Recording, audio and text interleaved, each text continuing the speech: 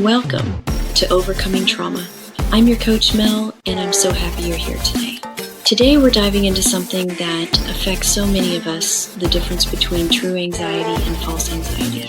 Now, don't get me wrong, I'm not here to downplay anyone's anxiety.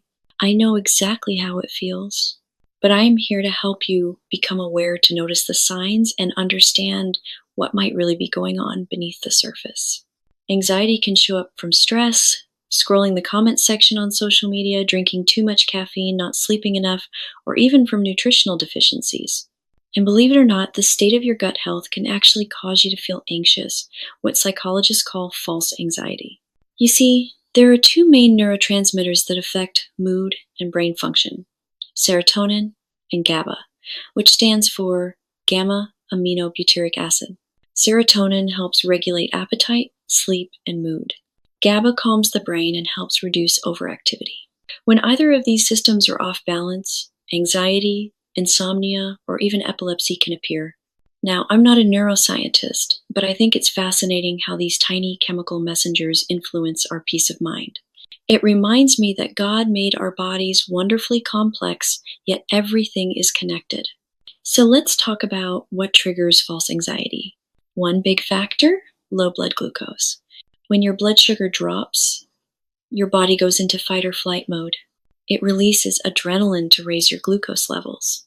And suddenly, you're feeling shaky, heart pounding, maybe even trembling, all mimicking anxiety. Another major trigger is chronic inflammation. Studies show that certain pro-inflammatory chemicals in the body can actually affect the amygdala, that's the part of your brain responsible for fear-creating anxiety-like behaviors. Then there's gut-brain dysregulation. If your gut bacteria are unhealthy or imbalanced, it can mess with your nervous system and mood. This is what scientists call the microbiome gut-brain axis. And, of course, lack of sleep.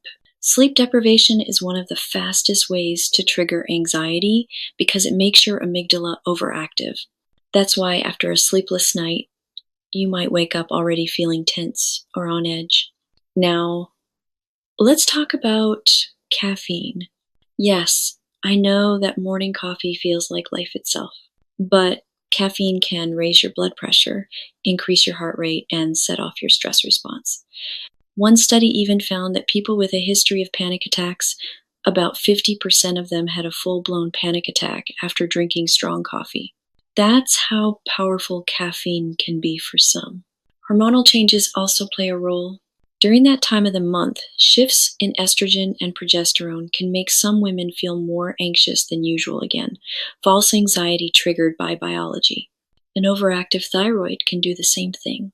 Sometimes people are even misdiagnosed with anxiety when really it's a thyroid imbalance. So remember, when I say false anxiety, I don't mean it's not real. Your body is reacting to something. It just means there's no true psychological threat. Now let's look at true anxiety. True anxiety stems from real psychological, emotional, or spiritual causes, things like grief, life transitions, or unhealed trauma. It's tied to something meaningful, not imagined. Ask yourself, is this productive anxiety?